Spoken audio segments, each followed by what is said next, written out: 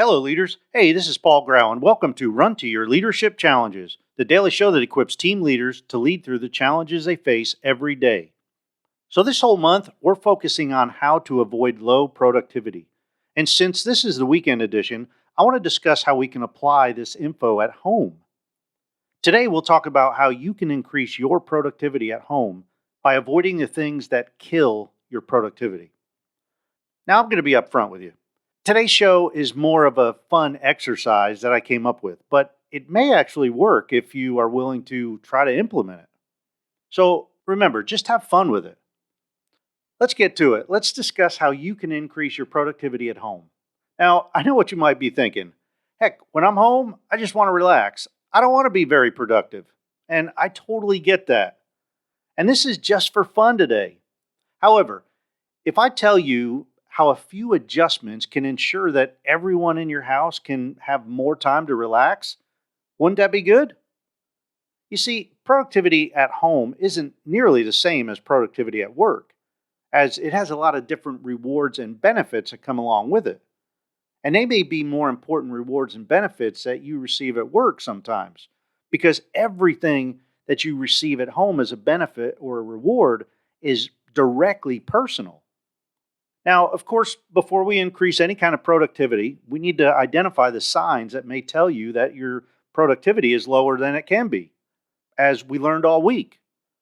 So, first of all, if you find yourself never having any time to relax, well, you're going to benefit from being more productive at home. If daily and weekly chores and or daily must-do things are not getting completed, that's an obvious sign that you need to be more productive. If you spend more than 5 minutes trying to decide what you're going to have for dinner, well, that's another sign that you can be more productive. If you have frequent arguments about whose turn it is to do the dishes or do the laundry or dust or vacuum or mop or sweep, well, again, there are all signs that you may need to be more productive at home.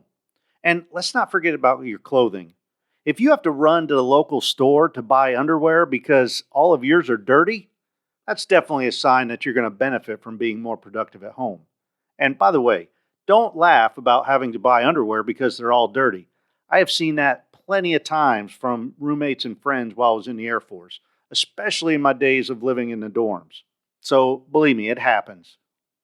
I think you get the point here. Productivity at home can be very beneficial for everyone concerned. I want to give you today's challenge before I begin giving you some tips on getting more productive at home. Today, identify some of the things that you know are causing some friction at home.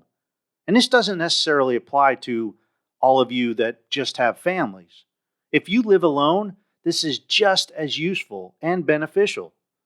Identify things that get you frustrated, cause you to waste time, things that you hate doing, and things that you just can't do. So now that you got the challenge, let's get into some of the productivity tips. First thing I recommend is a list of every single thing that needs to be done at your home, such as cleaning bathrooms, sweeping and mopping floors, taking out the garbage, cooking dinner, going to buy gas for the lawnmower, mowing the lawn, doing laundry, etc., etc., etc. List out everything that you can think of. Next, identify everyone in your household that can do each of the things on the list.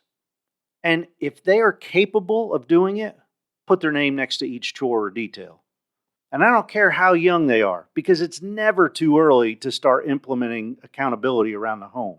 And for that matter, it's never too late. If you're not doing this, well, maybe it's time that you start doing it, because nobody gets a free ride.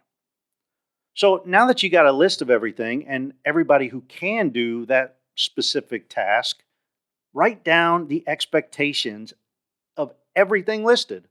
I mean, get specific. Basically, create specific instructions and expectations of what is expected of that job. And then discuss it as a team of who is going to do what job. And then come up with some kind of rotating schedule on a monthly basis or something like that. And one important thing to remember here is nobody gets a free ride.